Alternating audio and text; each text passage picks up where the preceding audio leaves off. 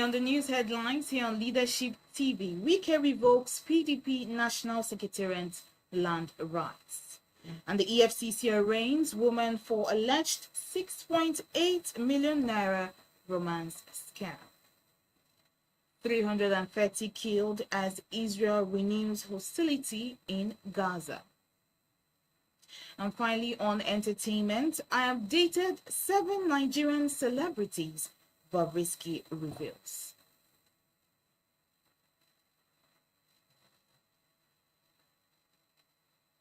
Thanks for joining us in the news. I am Cynthia Onwado, and now to the news in detail. The Minister of the Federal Capital Territory FCT, Nyesom Wike, has revoked the land rights of the People's Democratic Party PDP National Secretariat located in Abuja. This decision was outlined in a letter dated, or rather signed, by the FCTA Director of Land Administration, Chijioke Nwakoeze, on behalf of the Minister. The letter, titled Notice of Revocation of Right of Occupancy with file number MISC 81346 in respect of plot number 243 within Central Area District, Abuja, was addressed to the PDP National Chairman. In the letter, it is stated, I have been directed to offer, or rather refer to the above right of occupancy granted to the People's Democratic Party PDP National Secretariat, and inform you that the Minister of the Federal Capital Territory has, in the exercise of powers conferred on him under the Land Use Act No. 6 of 1978, Cap L5, Laws of the Federation of Nigeria 2004, revoked your rights, interests, and privileges over plot number 243 within Central Area Cadastral Zone A00, Abuja. The revocation is attributed to the PDP's prolonged failure to comply with the terms of the grants, specifically by failing to pay the annual ground rents due on the property for 20 years from 1st of January 2006 to 1st of January 2025. And moving on now, the Nigerian Supreme Council for Islamic Affairs, NSCIA, has warned the public against attributing unfounded statements to the Sultan of Sokoto, Alhaji Muhammad Sa'ad Abubakar. The apex Islamic body labeled a purported comment crediting the Sultan to Islamization of Nigeria as mischievous and malicious, highlighting the need to neutralize the dangerous spread of misinformation. In a statement by the NSCIA's Deputy National Legal Advisor, Imam Harun Muhammad Eze, the body clarified that the Sultan, who has been out of the country for 2 weeks, did not make the purported statement linking him to the controversial narrative of Islamizing Nigeria. The council emphasized that such a baseless assertion is not only harmful to the reputation of the Sultan, but also undermines the unity of the diverse Muslim community he represents, which encompasses various ethnic groups across the nation.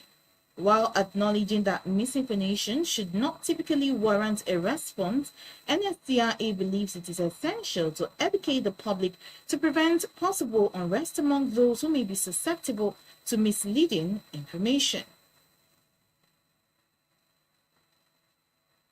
Moving on, the Maiduguri Zonal Directorate of the Economic and Financial Crimes Commission, EFCC, on March 17, 2025, arraigned one Catherine Ijoma Ugu before Justice Aisha Kumalia of the Borno State High Court, Maiduguri, over an allegation of romance scam.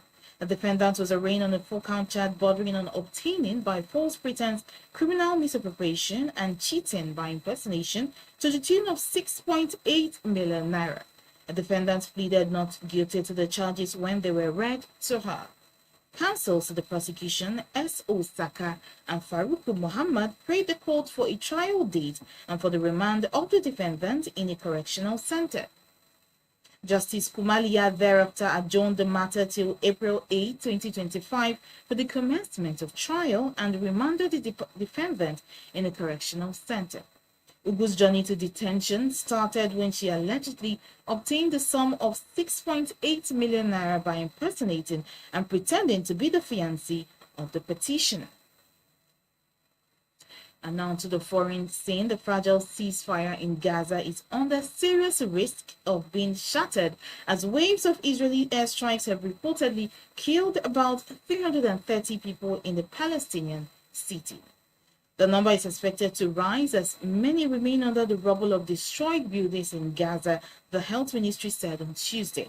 Israel, which has enforced a total blockade of Gaza, issued new forced displacement orders for several areas, which prompted Palestinian militant group Hamas calling it a treacherous attack on besieged and defenseless civilians in order to overturn the Gaza ceasefire deal.